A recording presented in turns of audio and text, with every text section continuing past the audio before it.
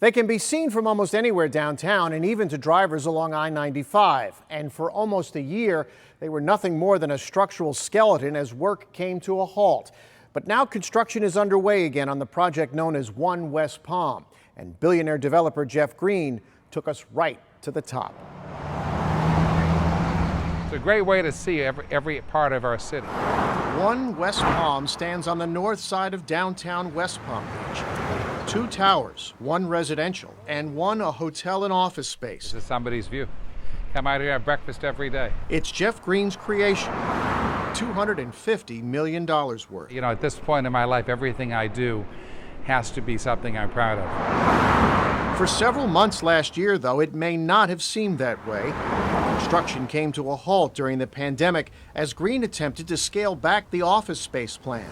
And when the city wouldn't go for it, work stopped. Why isn't it progressing? Everyone notices. They want to know what's happening and why it's not going up faster. When it first started, it was so incredible how fast it moved. Downtown workers say they often looked at the building, wondering if it would ever be finished. Most, I want to see what it looks like. It's a tall, beautiful building. I want to see what the completed building looks like. When the pandemic hit, I kind of went into panic mode like a lot of people.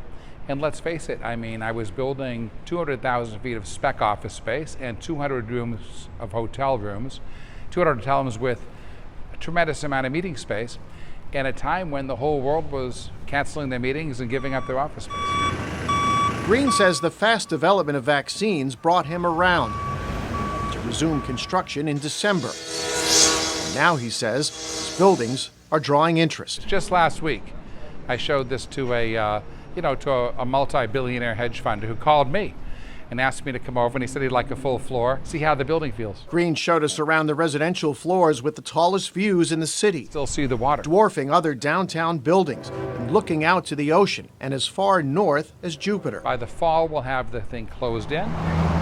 The COVID pandemic hit at a time when West Palm Beach seemed to be on a roll with a demand for office space as northern firms look to relocate here. We're seeing a trend. Eric Hochman is chief investment officer at a Boca-based development firm. I think that trend is continuing.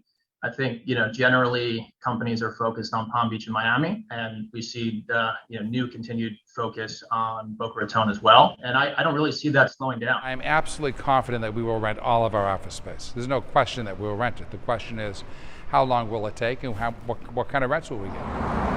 Both 30 stories tall, Greene managed to go beyond the city's height limit. Tall buildings get more views. The office building is taller because of higher ceilings, he says. So the views are unobstructed in almost every direction. Buildings are also proof of Greene's belief in the growth of West Palm Beach, where he owns several properties. This is my ID. It's also a place where his roots go back to his days as a busboy and waiter at the Breakers. I'm a total believer in this community.